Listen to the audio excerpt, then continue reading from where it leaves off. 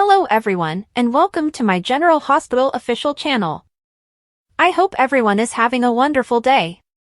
Before we begin, please hit the subscribe button and give this video a thumbs up. Today on General Hospital, Brooklyn and Chase hear Violet is heading to Seattle with Finn. Alexis assigns Christina and Molly duties for their rivalry, and Holly shares her tale with Maxie and Felicia. Lucky awakens and walks downstairs at Laura's house. He finds Liz and inquires if he is in the correct apartment. Liz updates him about Sam and Lulu's status, as well as the impending procedures. Lucky sits down and admits that for the past 3 days, all he can think about is how his decisions could cost Lulu her life.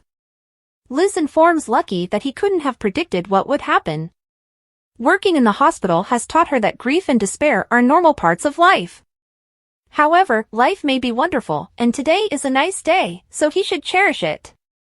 Lucky agrees and thanks her for stopping by with the update. Liz claims he's not the real reason he's here. Ace sobs over the baby monitor and claims to be a babysitter today. Liz brings Ace down, and he plays while Lucky and Liz converse. Liz believes Ace reminds him of Aiden at his age. She says Aiden inherited his father's passion of music and singing. Later, the next babysitter arrives, and Liz must go to work. She urges Lucky to talk to their son about who he is today, including music. Lucky says he'll visit her at the hospital. All he needs to do is phone a rideshare. Liz offers him a ride and suggests he serenade her like old times. Chase and Brooklyn informed Violet in her room at the Quartermain estate that her father was released from treatment and that she would be coming back home with him. She leaps into Chase's arms and hugs him. She wants to know when she'll be moving in. He explains soon, but her father has a job in Seattle, so she will be relocating there, and they are now arranging everything. She is overjoyed since it means a new school and no Garth. Brooklyn, in tears, rushes out of the room. Violet discovers that Seattle is a long way away while Chase assists her in packing, but Chase assures her that they will visit. She is going to miss them. She believes he and Brooklyn will be fine because they will have their own baby shortly. She wants him to give their kid 2 of her favorite plush animals. Chase offers that he and Brooklyn keep one and she keep the other, so they can feel at home in both places.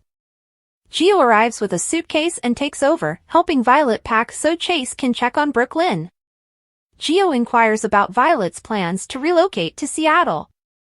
She's thrilled to be with her father, but she's anxious about moving schools. Gio understands, and he has changed schools several times in his life, so he offers her some advice on how to adjust. In the living room, Ned and Lois discuss Finn and Violet's move to Seattle.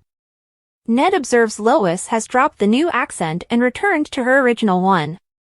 Lois explains that she will continue to employ Miss Finch's teachings in appropriate contexts. They both can't believe Finn is leaving and talk about how much they will miss Violet. Brooklyn enters the living room in tears. Lois quickly realizes this is about Violet. Brooklyn sobs to her parents, telling them that she knows Violet will be happy with her father, and she is delighted for her. But, like Bailey Lou, she began to think of herself as a daughter, and she is unable to abandon that feeling. Ned assures her it's natural to feel that way. Brooklyn says she has to hold it together for Chase, at least until Violet leaves. Chase enters and tells her she doesn't have to hold it together for him, he feels the same way. They embrace. Brooklyn does not want to break down in front of Violet, but she understands that Violet belongs with her father. She understands how thrilled she is to be returning to him. Lois excuses herself, and Ned tells Brooklyn that they'll all be saddened to see Violet leave because she's family. Brooklyn frets out because they haven't told Tracy. Brooklyn contacts Tracy to inform her that Violet is returning home to be with Finn. Back in Violet's room, she and Gio finish packing her suitcase. Violet's expression finally becomes a little sorrowful. Gio understands how difficult it is to say goodbye, but tells her that she will be with her father, which is the most essential thing. Lois stands in the doorway, listening. Sam joins her mother and sisters to Alexis' home. She reveals that she will be Lulu's donor. Christina didn't expect this and assumed it was about Rick. Molly inquires as to what happened to her father, to which Christina responds that she discovered Rick and Ava eating supper as if nothing had happened. Molly seeks further information and quickly learns Christina dropped it at a crowded restaurant and has just assisted Ava's defense. Christina claims that, for once, Molly's father is the villain, not her own. Molly tells her that she has almost handed her father evidence that Christina and her violent temper are to blame, not Ava. Sam tries to stop them from fighting, but he also refuses to take sides in the conflict. Sam yells at her sisters, telling them that she already has enough on her plate and does not need more. She needs to leave her children down at the Quatermains and head to the hospital.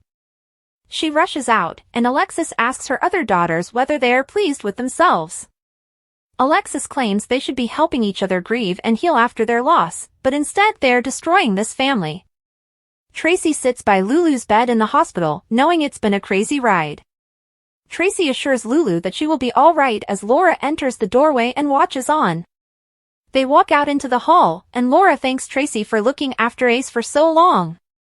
Tracy claims her grandson is a terror, and they've had to repaint the nursery walls as a result. Laura, on the other hand, believes she is being generous in footing the costs. Tracy had cared for her family before, and she looked after Lulu when she was unable to do so. Laura says she'll be forever thankful to her for standing up for Lulu. Tracy acknowledges she wasn't ready to be a stepmother, that Lulu reminded her of her father at the time. Tracy claims she was selfish, reckless, and insensitive, yet she was equally glorious as Luke. She describes caring for Lulu as a privilege. Tracy also claims Lulu knew her mother would return to her one day. Laura believes this is why she knows Lulu will come back to her. Terry interrupts to speak with Laura about the operation. Terry notifies Laura privately that they have recently learned of a difficulty with Lulu's surgery. Elsewhere, Lucas approaches Isaiah and presents himself as Lucky's cousin. He also claims that the entire hospital is talking about how he saved his cousin Lulu, and they both agree that the ventilator should not have failed. Isaiah fills him in on what happened, and Lucas wonders if the ventilator was activated on purpose. Isaiah wonders who would do it and who knows how. Lucas says he'd recommend going to the usual suspects, but the town is overrun with them. Isaiah wonders if he should speak to the police. Lucas acknowledges that they do not yet have any evidence. Isaiah reports that Dr. Robinson is having the ventilator checked, so they may soon have that evidence. He has to hurry to this PT session, and Lucas appreciates what Isaiah accomplished. Holly arrives at Maxie's, and Felicia answers the door. Holly hoped to find Mac. Felicia explains that he's gone. Ava wondered if Rick planned the scenario with Christina. Rick admitted he knew Alexis and Christina were going to have dinner there. Rick stated that Christina's emotions comprised half of the DA's case. Rick threatened to break Christina while she was on the stand. Outside the PC grill, Christina yelled at Alexis, claiming that Ava was acting as if nothing had happened. Alexis stated that unless Christina wanted Ava to go to prison, she needed to quit assisting Ava's defense. Alexis claimed that Rick provoked her into being out of control and volatile, and that he planned to use this against Christina in court. Alexis asked Christina if she could remain calm and let the legal system work for her. Molly was at home, distracted by some files. TJ asked what she was working on, and Molly said she was reviewing Ava's case. TJ was concerned that Molly would raise an ethical issue and have the case thrown out, but Molly assured him that she was merely checking the papers. Molly stated that Christina was the most likely to sabotage the case. Molly insisted Christina maintain her composure in front of the jury because so much was at stake. Molly was concerned that Rick might try to set Christina off in court. Molly claimed Christina put herself in a dangerous situation, yet the physical altercation occurred solely because of Ava. That is what I plan to say if summoned to testify. What will you say? Molly asked TJ. TJ believed Ava's story was appealing, but after some time and space, he agreed with Molly.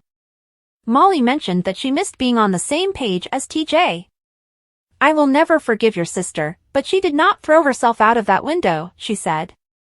He and Molly agreed that it was Ava's fault and she should pay.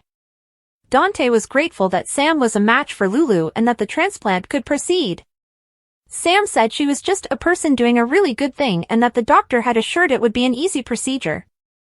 Dante and Sam summoned the children downstairs and held hands as they delivered the joyful news. Dante convinced Rocco that the match was real this time. They've completed the tests. The liver is compatible, Dante explained, adding that the donor has been with them the entire time. Rocco knew he meant Sam and dashed over to embrace her. Everyone was ecstatic by the news, but Scout remained quiet. She asked her mother if she was going to be okay and if the procedure will hurt. Sam said that she would be asleep and not feel anything. Dante said they may go see Sam in the hospital. Scout asked Rocco if he was happy. "Let's have a party!" Scout exclaimed. Danny stunned Rocco by saying he prayed for Lulu every night. "I just never thought it would be my mom to make it happen," Danny recalled. Rocco reminded Sam that he owed her forever and thanked his father as well. "You promised we would find a donor, and we did," stated Rocco. Back at the Quartermain house, Sasha went into the stables, grabbed Cody, and kissed him passionately. As his hand slid down her back, she halted him. Sasha fabricated an excuse that she had a souffle in the oven and needed to go immediately. Outside, she looked genuinely saddened as she remembered Holly's words. TJ and Molly agreed that Ava should pay the consequences of her actions. At Sam McCall and Dante Falconeri's house, they informed Rocco Falconeri, Danny Morgan, and Scout Quartermain about Sam's donor match.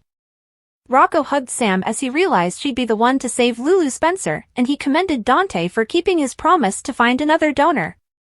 Danny was overjoyed for Rocco, but Scout appeared concerned about Sam's recovery following the surgery. Sam and Dante reassured Scout, who suggested throwing a big party once the transplant was completed. Danny, Rocco, Scout, Sam, and Dante all gathered for a group embrace, which was tragic because General Hospital spoilers that Sam's grim fate is just around the way. The General Hospital spoilers for Tuesday, October 15th, state that Ned Quartermain witnessed Drew Quartermain's awkward moment with Willow Corinthos before Willow took off. Michael Corinthos eventually showed up to discuss ELQ business with Ned and Drew, but disagreements arose over how to divide Valentine Cassidy's shares and who would handle Drew's equities if he were elected. After Ned left in a rage, he tried to vent to Olivia Quartermain, but she already had too much on her plate. Later, Ned hired Elaine for some private investigation work because he required proof that Drew was having an affair with Willow. Back with Drew and Michael, they planned behind Ned's back how to ensure Michael ran for ELQ following the election. Brooke Lynn Quartermain spotted Tracy Quartermain on the phone with an attorney. Tracy planned to sue Garth's parents for the entire affair involving Violet Finn. Brooke Lynn pumped the brakes and shouted out, but Olivia discreetly explained to Brooke Lynn that Tracy was simply feeling helpless in the aftermath of Lulu Spencer's trauma. Tracy later acknowledged to Olivia that she felt powerless, which was why she had been going overboard with Violet. Back with Brooke Lynn, she asked Willow for ideas on how to work with Violet's school and help her adjust. Brooke Lynn acknowledged that she was only a temporary guardian and questioned her ability to be a real parent. Willow offered encouragement before Harrison Chase texted with the news that Hamilton Finn had been released from rehab. Although Willow stated that Violet would be overjoyed at the reunion with her father, Brooke Lynn appeared concerned at the prospect of handing Violet back to Finn. Cody Bell provided Sasha Gilmore updates in the Quartermain kitchen about Serenity, his childhood home, which is for sale for $6 million. Cody intended to transform it into a ranch and animal refuge, but he didn't think he could afford it. Cody stated that he considered asking Tracy to loan him the down payment money, and Sasha encouraged him. Cody appeared to be about to ask Tracy, but he backtracked and explained to Sasha why later. Cody didn't want to ask Tracy for money right now and give her the impression that it was all he ever wanted. When Sasha pressed Cody to locate another investor, it appeared that Cody was already giving up on the concept, which grieved Sasha. Martin Gray strolled about GH with Laura Collins and voiced his support for Lulu. When Laura and Martin returned to Lulu's room, they were startled to see Cyrus Renaud seated by her bedside. Martin persuaded Cyrus to meet with him outside and told his brother to back off because Laura was already dealing with enough. Cyrus defended himself and hinted at giving Laura a bigger gift than Martin could comprehend. Meanwhile, Elizabeth Baldwin caught up with Isaiah Gannon, who discovered Lucky Spencer was not a viable liver donor after all and had taken it very hard. Liz remained optimistic about Lulu, though, after another match was identified. Elizabeth was surprised when she discovered the identity of her match on the computer. Liz informed Laura about the positive match developments, which Laura also shared with Kevin Collins. Laura was cautiously optimistic about preserving Lulu, but she understood the donor match needed to go through follow-up tests and consent to the transplant first. At the batting cages, Dante Falconeri attempted to whack some balls with Sam McCall, who had brought some hot dogs to split while they talked. Thanks for watching. If you like this video, so please don't forget to subscribe my channel and don't miss any update.